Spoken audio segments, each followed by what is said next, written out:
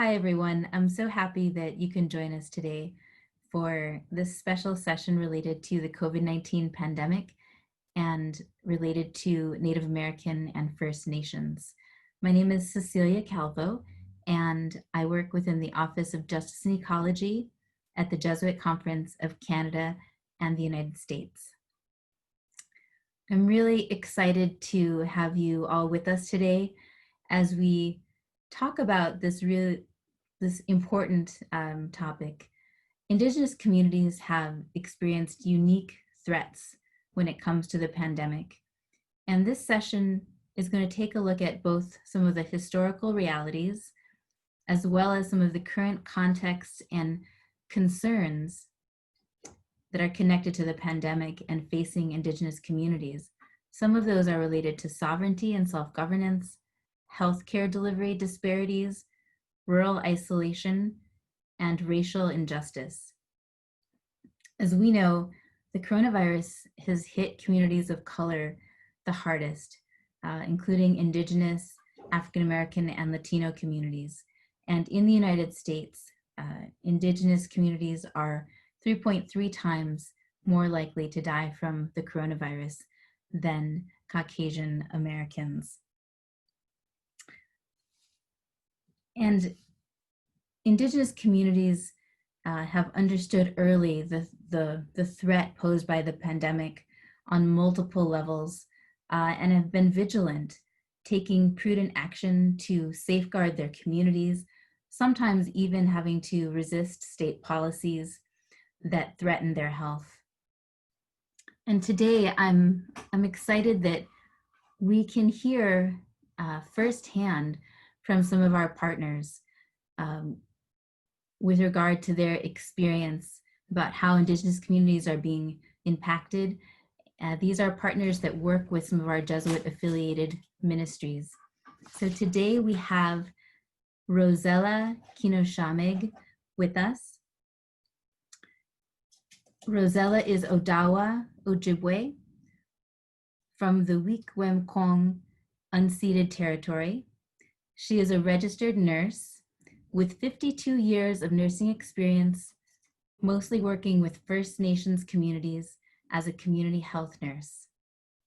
She was appointed by the bishop as a diocesan order of service in 2000, and in October 2015 was honored with the Pro Ecclesia et Pontifice for Church and Pope Medal, an award conferred by the Pope to the laity for distinguished service to the Church. And she retired in February, but is now busier than ever. I'm also very happy to have Mia Murdoch with us. Mia is a Lakota student, a junior at Red Cloud High School in South Dakota on Pine Ridge. And welcome to both of you. Really happy to have you here with us today for this important discussion. So let's start off. And Mia, this first question is for you. South Dakota is reporting record high numbers of coronavirus cases. Yet recently, the South Dakota governor released a video while seemingly shooting a pheasant saying, "Less COVID, more hunting." That's the plan for the future. Does this seem like a viable plan? And how does this resonate with your experience? Okay, hi. So it's not a plan. It really isn't. It's saying that hunting is going to be a cure for COVID is not a plan. It's almost a microaggression towards the Indigenous communities of South Dakota. Whenever we were in the height of the pandemic, Governor Kristi Noem sent a letter to the Pine Ridge Indian Reservation saying that the borders that we had set up for safety were not approved by her. She did not agree with them, and she wanted them down because they were interfering with state traffic laws, and she denied our sovereignty to set up these procedures and these boundaries in order to keep our people safe. And she also refuses to kind of respect our land and the places that we hold sacred to ourselves and to the people. She is not respected among our community. And I don't speak for everybody, but she is not an ally to the Indigenous people of South Dakota. She is not somebody who will stand with us. She is not somebody who wants to see us be a working tribe. She is very negative towards Indigenous group, and it's just not something that she cares much for. And so the plan that pheasants were going to solve corona is very unprofessional, and it's extremely disrespectful in the sense. Thank you, Mia, for sharing your perspective um, and views um, related to what's unfolded there in South Dakota, um, and and the relationship or perhaps lack thereof that exists between the Indigenous communities and the governor. It sounds like there's a lot of lack of understanding when it comes to her understanding of the Lakota Indigenous communities there, and a need for a lot more listening to happen, to be able to hear and understand the views of your community, and your concerns. Thank you, Mia. And Rosella, from a healthcare professional's perspective, what are some of the unique threats which the pandemic presents to your community? Well, at the about the middle of March, we heard about the state of emergency being declared in Ontario. And I think a lot of the First Nations chiefs and councils, and there's about 133 First Nations in Ontario, a lot of them ordered a shutdown for their community borders as a measure to prevent the spread of the virus. And our community, the Wikwemkong unceded territory, is located on Manitoulin Island, and we're on the eastern portion of it. And so there is no major highway going through our community. And we are about an hour to 2 hours away from major shopping areas. So I think the geographical location on the whole offered some protection. And then towards the end of March, I think the Chief and Council issued a community notice regarding the safety of our community and its prevention. And they did a newsletter that outlined all the recommendations that we were to follow. And this was made available to every household in the community. And I think on April the 4th, the official declaration state of emergency by our Chief and Council was made, and it included travel ban for all non-essential travel effective April 9th. So that means that we were shut down, we were locked down, and they had a border patrol, a travel checkpoint, and only essential travel was permitted. But we had to call the ban administration office to the director of operations and ask for permission 2 business days in advance before the date required to travel. And we had to include our first and last name, phone number, where we were going and why we were leaving the community, and including if there was just more than you, if there were 2 or 3 of you going, they all had to be named in that request. And then the director of operations would notify the border patrol.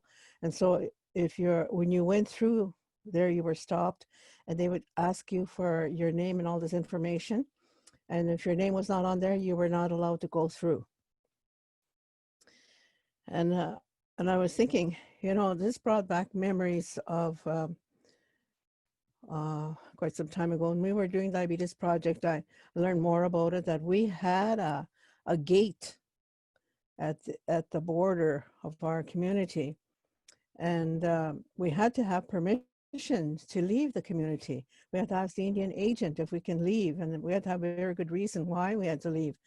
And we were going through my mother-in-law's paper stuff that she had collected, and we found a little piece of paper that gave her permission to leave the community.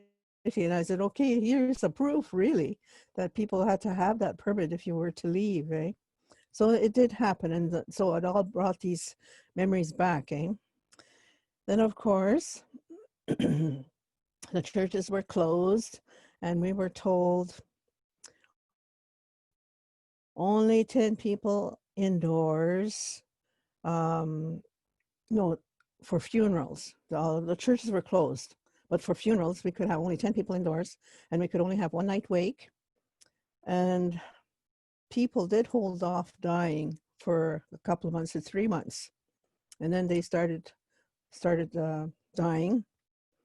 And people chose to have the one night wake in their own home, and then to have an outside funeral, not to bring just 10 people into the church. So they had it outside.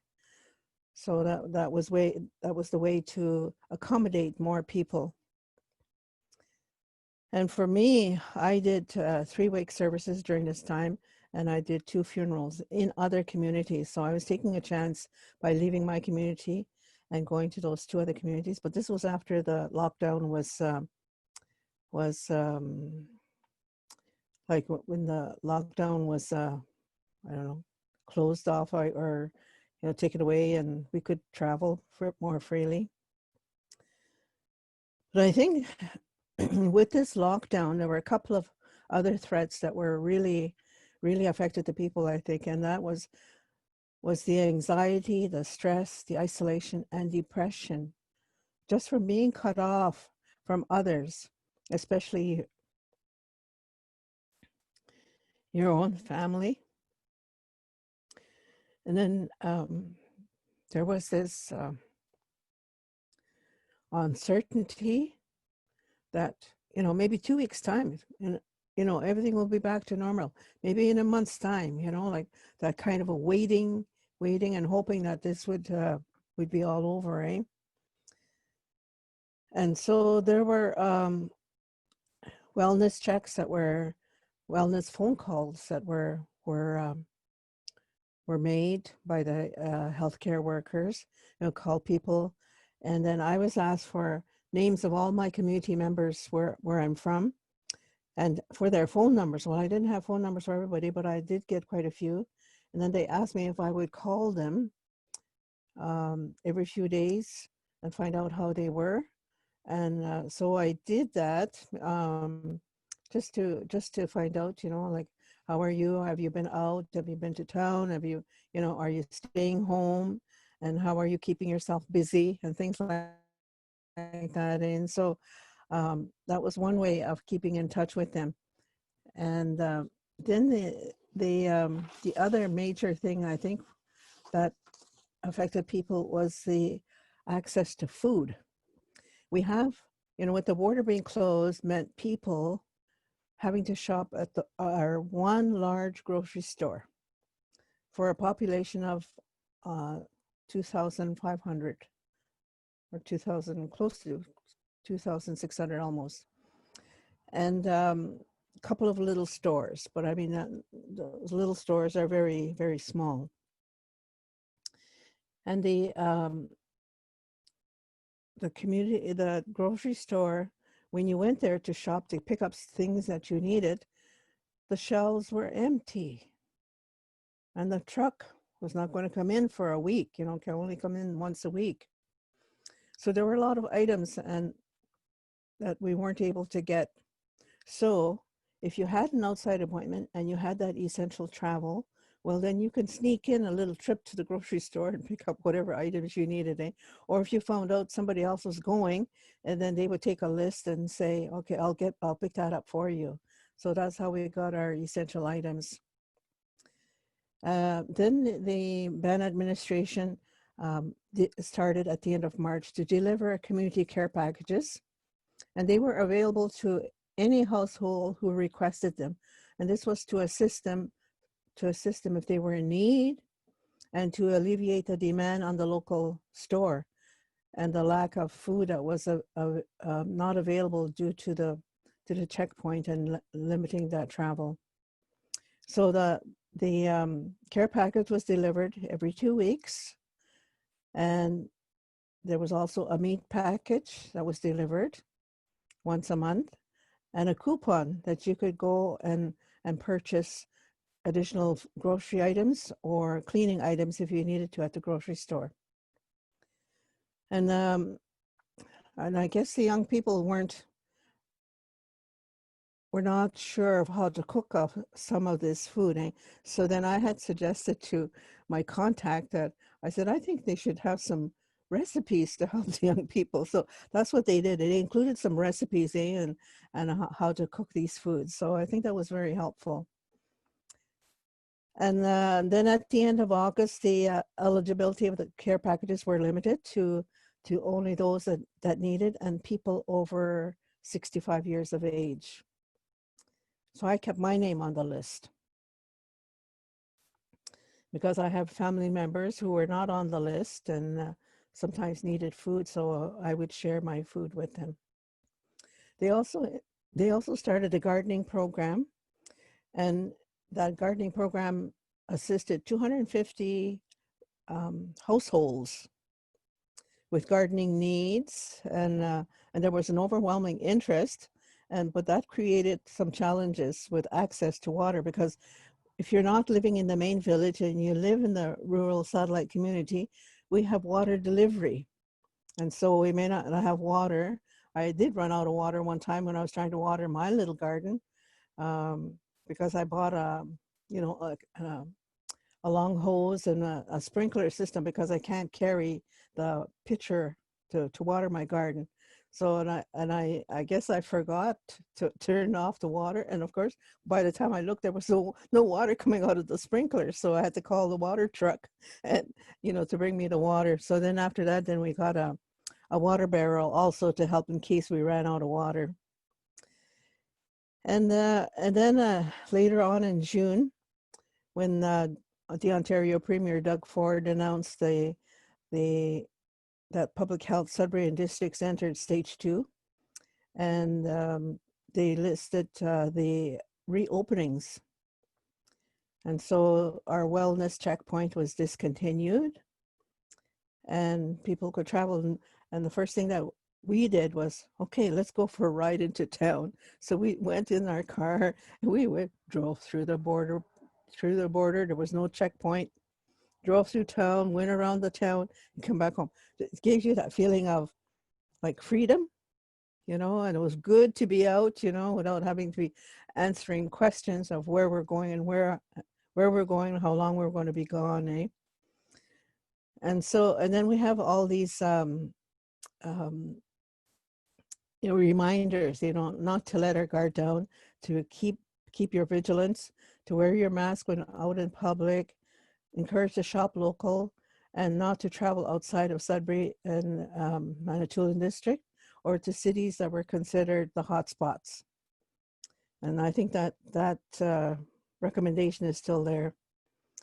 And then for the families, it's their responsibility to maintain these health guidelines and doing their contact tracing and complete what we call the family COVID-19 preparedness plan, just to help the family members if you were required to self-isolate or to self-quarantine. And we did have one major scare. It was, the news was someone tested positive at the nursing home. We have one nursing home in our community. Well, I think that was a big scare for everybody, but it turned out to be a false positive, eh? That person did not have the COVID. So things were pretty tense for a while. So I think that's You know, and other communities like close by, the other First Nations communities, there are 7 altogether that are close. So like on Manitoulin Island, a lot of them had their checkpoints. There are still some communities that have the checkpoints. They're still maintaining that to make sure that nobody comes in that is not supposed to be there. And a lot of signs say only local traffic. And I'm kind of glad that people are taking that seriously and not to travel to the hot spots and trying to keep you know, everybody safe. Even my children, you know, I have adult children, and they told their grandchildren not to come around to keep us safe. And that was hard. It is hard. It's a hard thing to balance, I think, in these moments of where we're trying to stay safe and at the same time trying to stay connected to our community and our loved ones. And really appreciate how you mentioned some of those real challenges around the anxiety, the isolation, the stress, and your efforts around making those calls to the community members just to kind of check in on them to see how you're doing. And with those calls, for example, that you made, was that something that was done, was that kind of done in partnership with the local government and then you all, or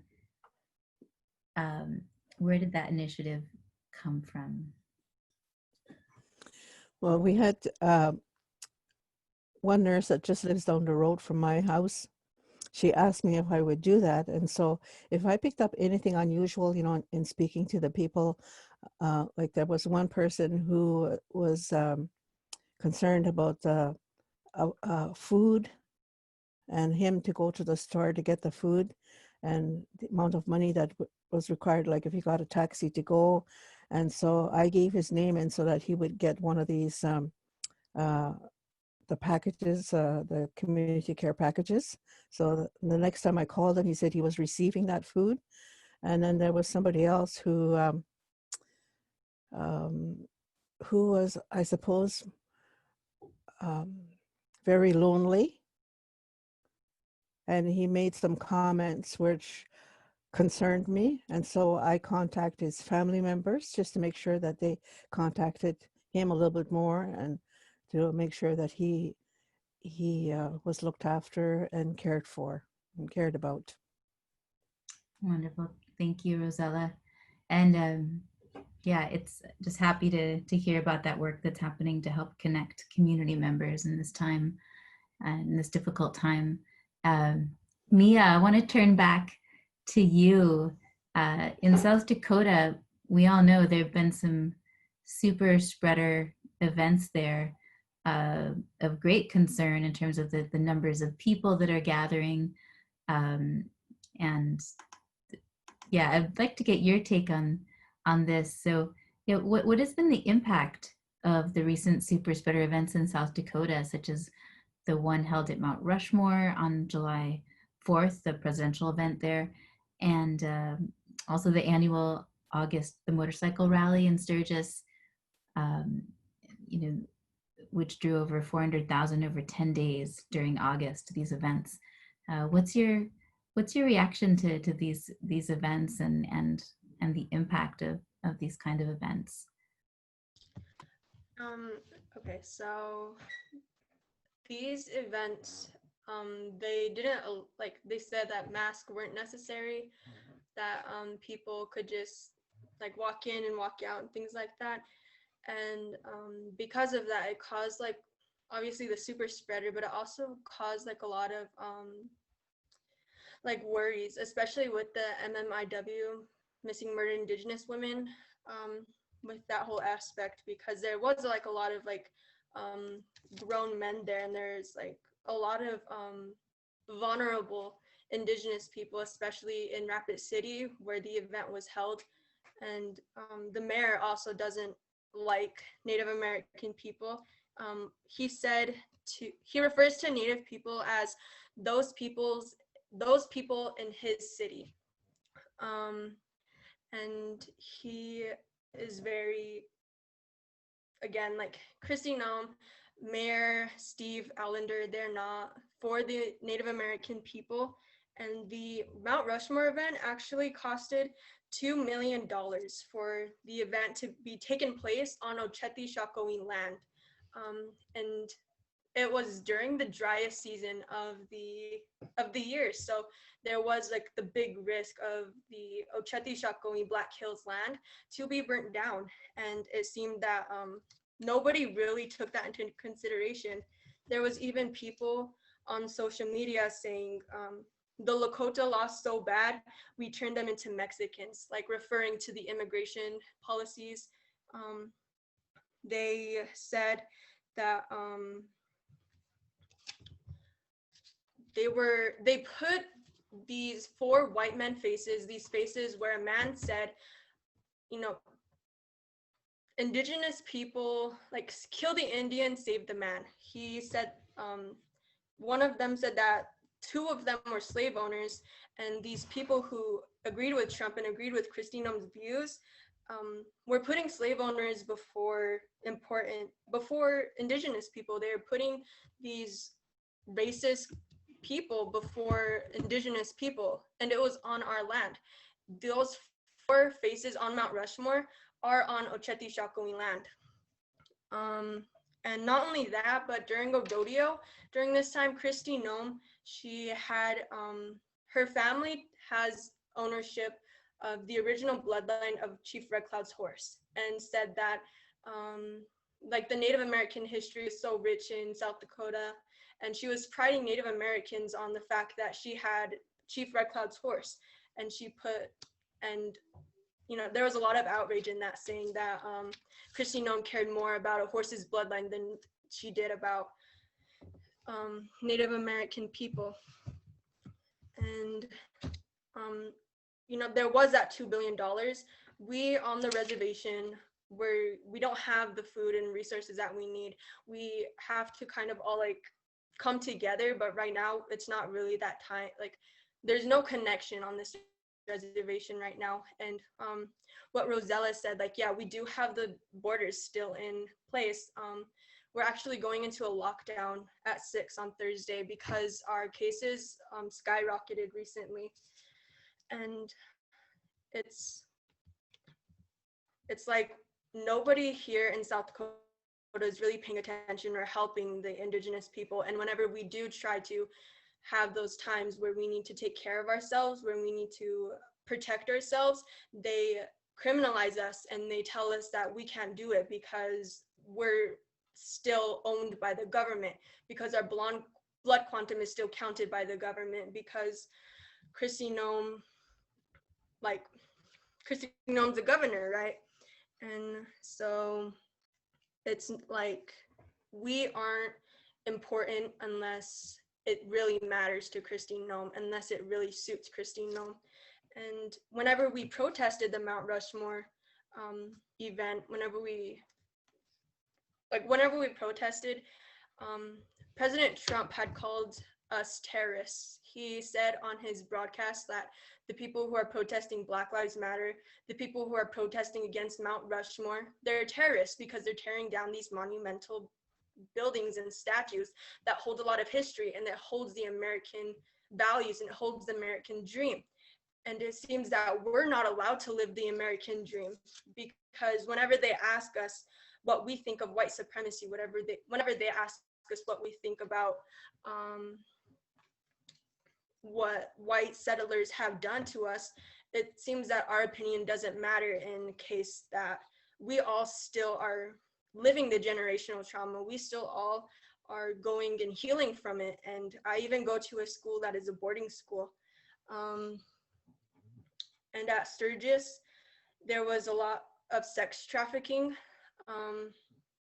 And like, it seems that whenever we do bring up these issues with the governor, with the senators, it seems that they shut us down by saying that we're a sovereign nation, we should take care of our own problems.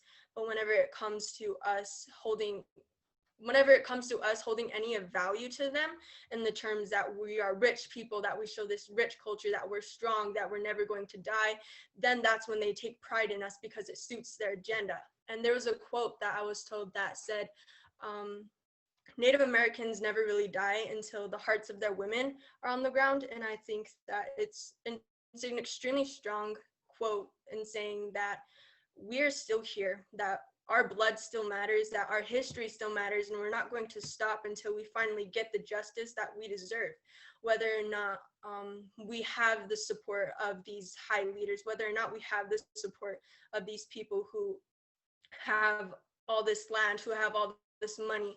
And it's something that, although we've been fighting for it a lot, it's time that we finally get to prove that this generation, the 7th generation of Indigenous people, are going to take back the land, that we are going to take back our sovereignty, that we are going to take back what was our ancestors, and we are going to teach that history, whether or not these people, these whitewashed history makers, get to tell us that or not.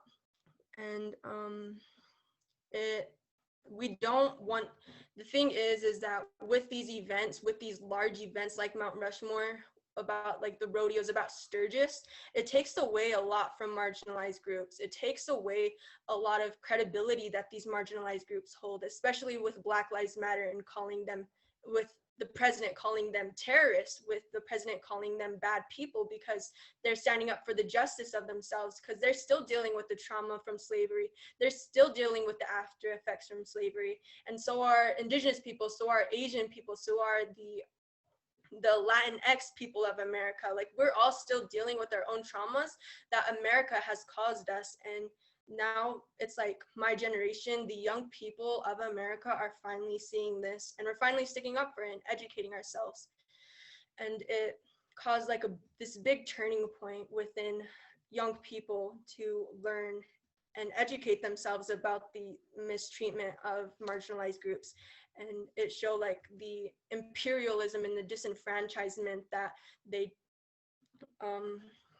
took history from people, that they took a lot from people, and we are now fighting for it. And it's wrong to be criminalizing people for wanting what's right, for speaking up. And that is something that's really important nowadays, to educate yourselves and to hold solidarity and to be an ally to Indigenous people. And you can do that by amplifying these stories and amplifying these voices about Indigenous people and their fight for equality and their fight to get rid of residential schools and to fix the history that was whitewashed by the people on Mount Rushmore, by the people empowered by the president, by our governor, by our mayor. And now's a big chance to finally fight for that. Thank you, Mia, for those powerful words, and thank you, Rosella. So many things are going through my mind as I listen to both of you. The structural injustices that exist, that have been present for so long, that are facing Indigenous, Black communities, Latina communities, the importance of having your voices heard and to be listened to, the importance of your culture, your history,